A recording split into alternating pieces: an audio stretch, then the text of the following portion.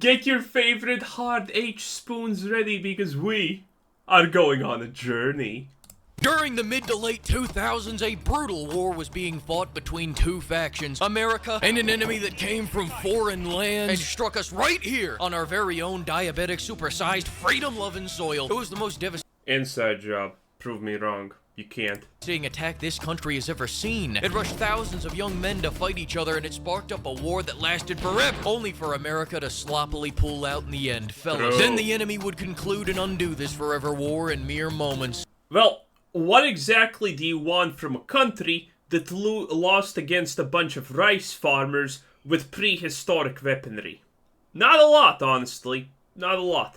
That enemy was the organization that we've all come to know as PlayStation, and that war Is this even a Starfield video?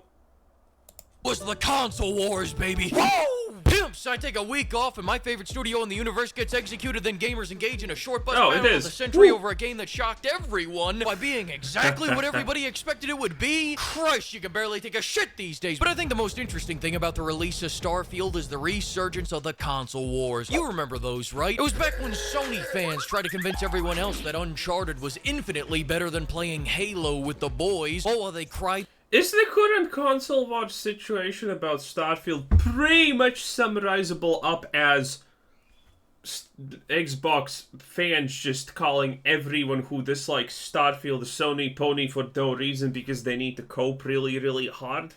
Because it kind of seems like it.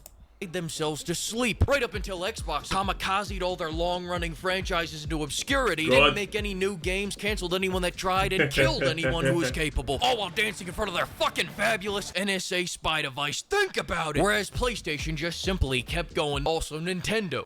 But I mean, come on. Go back to stroking your Wiimote and smashing your brothers, or whatever you people do. Anyways, flash forward to current gen, and you may have thought the wars were over, especially considering Philly Cheesesteak here threw in the bib and gave up on making games only about 2 months ago after being Well, Xbox convincingly by numbers has lost the console war by far, so, you know. Yeah, obviously he's gonna give up on that. shocked that they found themselves at third place in the console wars, forgetting that they actually had to make games to compete. Although, granted, PlayStation seems to be making plenty of money not making games either. But little did anyone know, including Fellatio here, that Starfield was coming out in mere months. And Christ, this... Dude, that Theramore fight is the worst thing ever. This is pretty much honestly like the first or second non-main story quest that you're gonna do. And the reality of this is, well, look at his ammo. Look at his ammo. 40 in the mag, 36 left. That's roughly like 1/50th of this thing's health. For some stupid reason. Now, granted, the good part is you can find a workaround this, aka just circling it. And it doesn't hit you a lot of the time. Sometimes it does.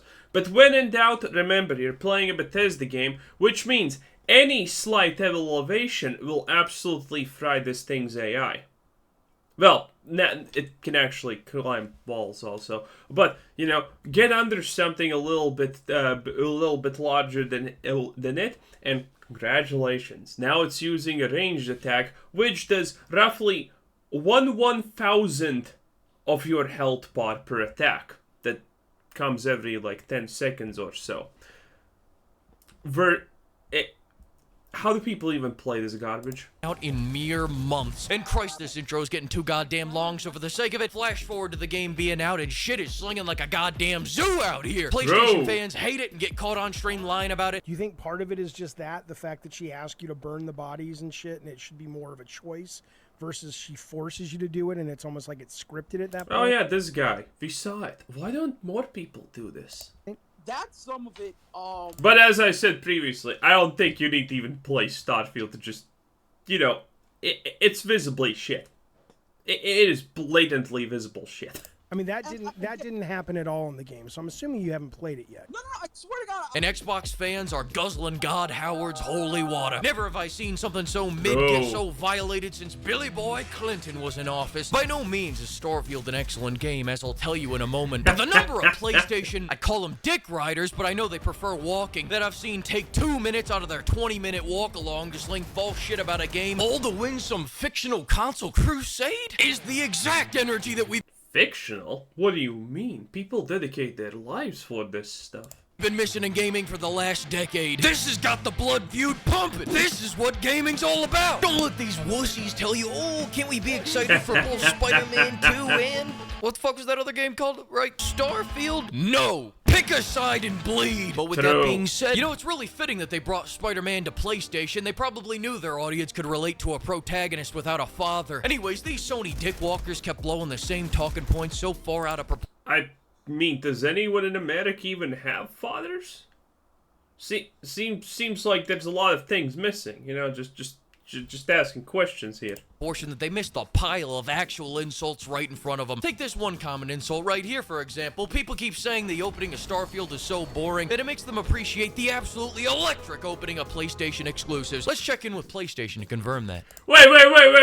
That is so true. This is one of the things I was going to talk about in one of these videos. Dude, if you have played Starfield, the first pretty much 2 or 3 hours of the game are on absolutely rails. You get to shoot like 12 enemies in total, and everything else is just a boring walking simulator and sequence of loading screens. Like, the intro of Starfield is a long elevator ride that takes like 2 minutes or something, then it's a walk that takes more minutes, then you uncover something, and then it's really shitty dialogue options, okay? I hate the Starfield dialogues are honestly, the more I play the game, the worse they fucking feel. It's like, you're not even talking to a person. Was everything AI generated or something? Where's the problem here? The dialogues are just ass, trash. They lead to nothing. You can't say anything that improves your situation. You can't say anything that makes it better. It's just sad, okay? But other than that, who here has played Starfield for, let's say, 3 to 10 hours? Because this is gonna be your experience, right? This is the worst Bethesda gaming experience ever. In Skyrim, you get to see a dragon, and instantaneously you're out there doing things in the world. Fallout, every single game, same literal thing. You're out there in the world doing things. What happens in Starfield? Well, after the absolutely boring 30 minutes of the intro scene, you're again forced into a house for, you know, again, probably 30 minutes or maybe 1 hour because, you know, reasons. And then, what happens? Well, you're sent to the big city, right? And then you just talk to people for like 2 hours roughly if you want to explore things, and nothing really happens. And you know what then happens? Well, in that city, you get quests. One is the Terramorph quest, and the other quests pretty much send you to, well, guess what? Not shoot shit, but other cities. Yeah, that's right. The first roughly 10 hours of Starfield for the average player are gonna be 99% talk with random shit with bad dialogue, and you kill like 16 different creatures. It's just sad, okay?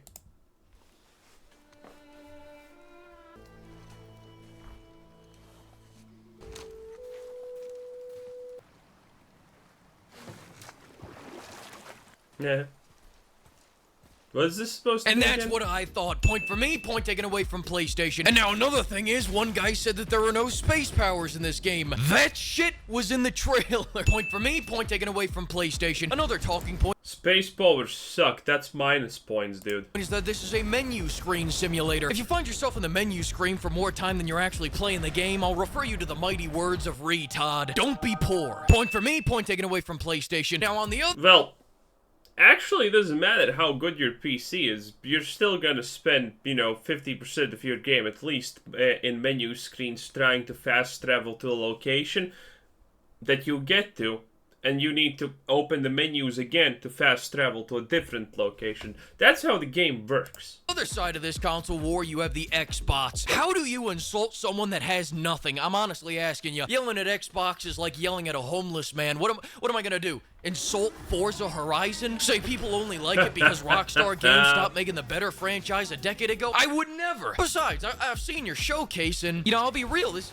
is about as good as it's gonna get for you guys, alright? Save a point for me, pie in the face for Bill Gates. Then you go over to Metacritic, the #1 shit-slinging supplier for validating opinions, and that's like the Iwo Jima of this new console war. You look at the negative reviews and find account after account review bombing Xbox and praising PlayStation. My favorite account being the account that gave the very same game a 9 on PS5 and a 4 on Xbox, citing the DualSense controller being a real game changer. Well, shit, I guess Capcom really pulled one over on the PC players then. To quote a great man, I bet they're so jealous. Stand up when you're talking out of your ass so I can hear you. And then you have this guy that gave Horizon Forbidden Razor a 10 out of 10.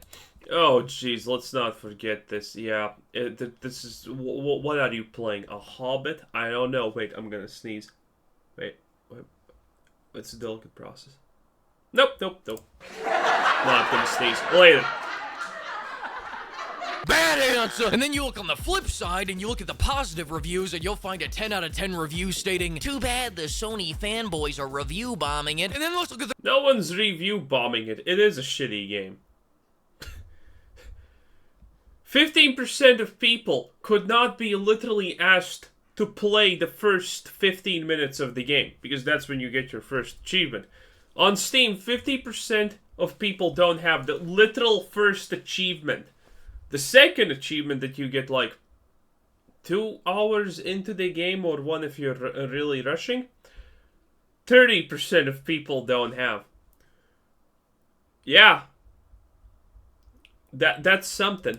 Their review history, and yep, that's what I thought. You know, I mean, now they are about 3 games away from being right, but that's not my goddamn point. Then we have the real psychopaths out there, like this guy that gave Diablo 4 a 10 out of 10. Jesus. Sickening. I mean, he didn't even review Starfield. I don't know if this guy ever even played it, but it's not really relevant to the return of the console wars at all. But, you know, still... sickening. Who does and then that? we've got the third faction out here that I haven't mentioned because I don't like talking about them, and they are the... Nice. Bear fucker. And to them I say, pipe down or back into the bear. The adults are talking. The only dice rolling I do is hardcore gambling with my entire fortune on the line. Grow up, buddy. Anyways, with all this propaganda flying from both sides, it's hard to know what's real and what's somebody sitting on the shitter getting a good laugh out of pissing off the distinguished critical thinkers of Twitter. And I'm here to deliver the Todd's honest truth about Starfield. But before I get to that, compare that boring-ass survival game No Man's Sky to the action RPG Starfield one more fucking time. And Bruh, I don't even know if we could call Starfield an action RPG at this point. Again, there's so little shooting. And when there is shooting, you wish there wasn't any shooting. It's really hard. It's really hard. You know, when there's nothing happening, you're like wishing something was happening. When something finally fucking happens, you wish it didn't happen. It's a struggle snuggle. I can send you to see just how many men are in the sky. Anyways, the Starfield review.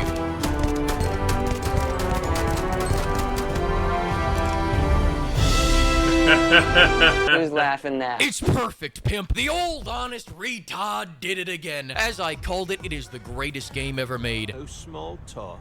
I like it. Well, this is utterly ridiculous. Do we really have to jump through these hoops to get what we need from... Classic. It provides an... Ever tried exiting a spaceship while stealthed? See what happens. See what happens. Experience that you simply cannot get anywhere else. Stop resisting! Stop resisting! Gun! He piloted the fucking ship with his hands bound behind his back. Incredible shit. Hand it over. The owner caught you. Wait, wait, what the fuck? Wait a minute. He was joshing. Wait a minute. You were joshing. $1 bounty added. Yeah, this is what happens when you shoot NPCs that are tied up, bruh. But you can't literally kill almost any NPCs that are involved in quests. You have no option to like go save some dude who's getting taken in by the Crimson. What's their stupid name? The serpent guys. You can't save a ship from them and then kill the pilot and say, well, they already shot him. It is what it is. No, you can't. You can't. Either one dies or the other dies. It's the dumbest thing ever. Wow. And then he fucking went right back down to Wait the a minute. goddamn post. Whoa. What the? Tell me where else you can witness this. If the something strange. I ain't afraid of no ghosts. Or this. That's fine. I mean, it's as good as it gets, honestly. Relax. There you are. Or have a man. Let's better talk about the fact that when you're stealthed, you use up the O2 meter, which is literally your sprint, and that's stupid. Levitate up into the air, forcing you to jump off of a cliff just to talk to him, shatter your legs on the way down, gain frostbite during the conversation, all while you look up to him fucking snapping your neck, and he's looking down at you through his chins. Now, my connection might have gotten a bit fuzzy there. Nice. Or whatever this conversation right here is. Thank you for talking to me. You're just figuring this out? No. Dude, I want to download the mod that allows you to end these things so fast. Man, dude, Bethesda. You had strippers. You had gore. You never allowed us to murder the younglings, right? But now there's no strippers, no gore, and we still can't murder the younglings. It's like, bruh. I mean, I wouldn't even want to do it, honestly, but considering Bethesda, you know, if the average NPC doesn't have a single shred of decent dialogue in them, then the younglings literally are like, I wish they didn't even exist in the first place because they're just annoying. Oh, she's in trouble. Wait, you read each other?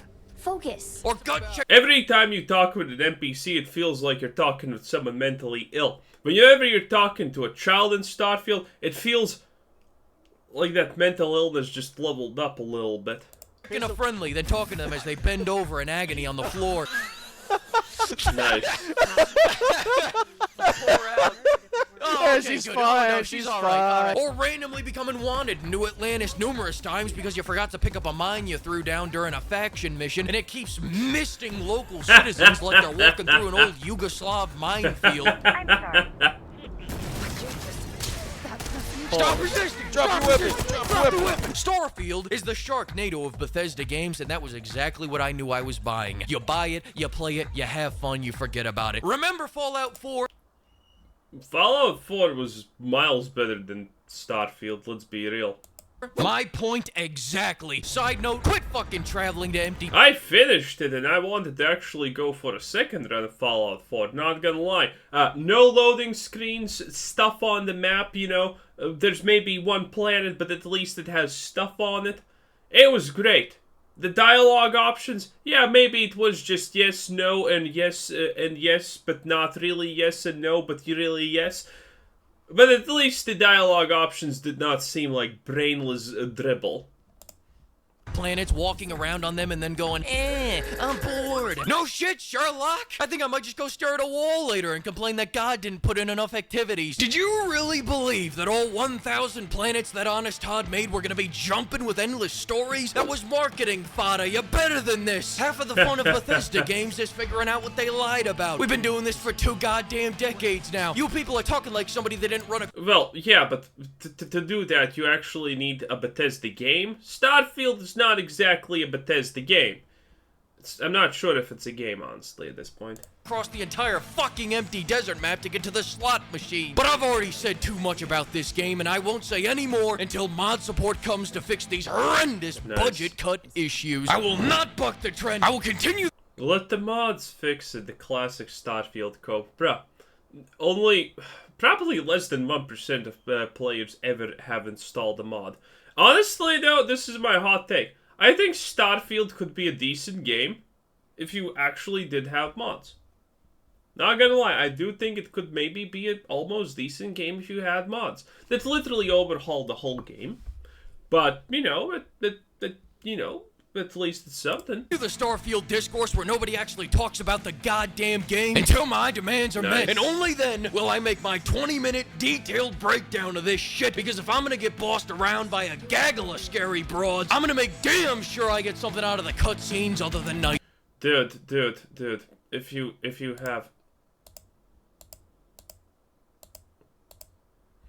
you have Sarah as your companion, this is not Sarah. If you have Sarah as your companion and you steal stuff, she really dislikes that. So every time you steal something, she's literally in the room, like, looking at the guy you stole from and saying, "Stop stealing!" Well played, sir. Well played. Oh, my demands are other than nightmares.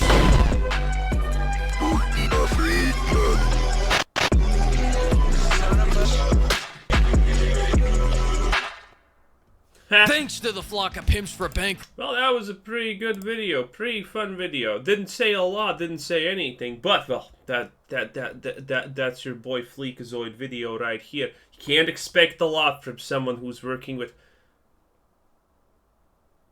7.5 brain cells. But it's a fun video as always. That's why I told you, get your H spoons ready because we're going on an adventure. Hey, you didn't listen, this what this. Anyway, this was Kuzer Sensei. Thanks for watching, subscribe if you haven't already, and have a nice day. Bye-bye!